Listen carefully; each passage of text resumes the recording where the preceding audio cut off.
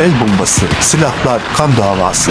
Evet, hemen tür aşiret dizisi sandınız değil mi? Yok yok, bu eşsiz güzel doğasıyla Karadeniz dizisi. Dizimiz, bu kızımız Eleni'nin mezuniyet töreniyle başlar. Eleni, tıp fakültesini birincilikle bitirmiş ama mutsuz. Niye? Çünkü anne ve babası doktor.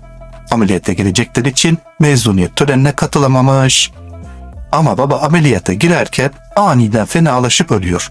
Cenazesinde kızına bir mektup bırakan baba, sen Rum değilsin, Türksün. Hatta bak ispatı, sana mektubu Türkçe yazdım, sen de okuyabildin. Anan da Karadeniz'in fırtına bölgesinden der. Bunu öğrenen cimcime kızımız yola düşer. Kendini bir anda savaş bölgesinde bulur. Köy ikiye ayrılmış, fırtına bölgesi, Koçarı bölgesi. Bu iki düşman ailenin eskiden beri birbirine sevdalıları var. Adil Koçeri, Esma Fırtına.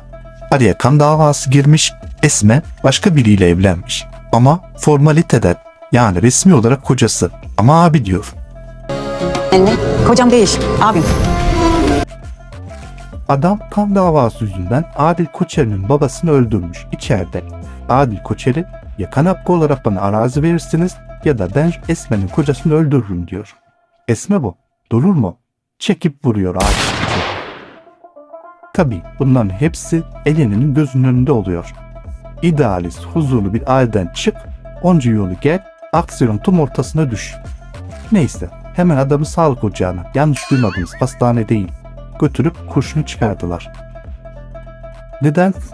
Kayıtlara geçmesin diye. Eski aşıkların vurulma hikayesinden yeni bir aşk çıkar. Oruç Koçeri ve Eleni. Oruç Koçeri, Esme'nin sözde eltisi Zarife'nin oğlu.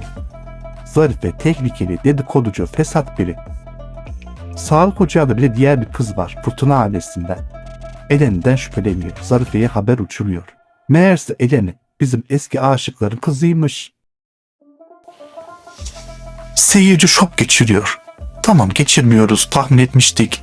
Zarife, yancısı bu kız. Esme'nin de sözde kocası bu kızı öldü gösterip de vermişler.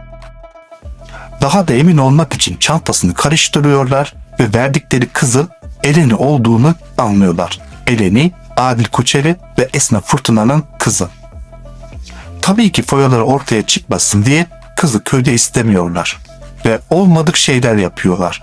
Köyde kalacak yer mi vermiyorlar? Hakkında anons geçip yardım ederimi tehdit etmiyorlar. Yani kızı köyde barındırmamak için ellerinden geleni yapıyorlar. Bu arada Fitne Zarife de oğlunu bu kızdan korumak için apar topar nişanlıyor. Oruç Koçer'in gönlü Eleni'de kalsa da dedikodulardan etkilenip kabul ediyor.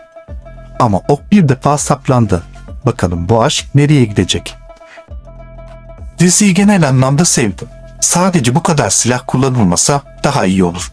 Hele ki elinde el bombasıyla düşman toprağına girmek. Oyuncu Gizem karakterini sevdim. Ama sahne çok absürt geldi. Yok tank ile gitseydiniz, havadan da iki insansız savaş uçağı eşlik etseydi. Ama doğasıyla, oyuncularıyla, senaryosuyla fena durmuyor. Kimler izledi? Fikrinizi yorumlara yazın. Bir de şive, bazı kelimeler zırt pırt kullanılması gereksiz. Anladık, bu Karadeniz dizisi de yeter daha. Fırtına esti, Koçeri'yi vurdu, Eleni geldi, köy karıştı durdu. Zarife dedikodu, el bombası curcuna, bu aşkın sonu gider mi düğün salonuna? Adlı dizimiz TRT1'de. Yorumlarınızı bekliyoruz.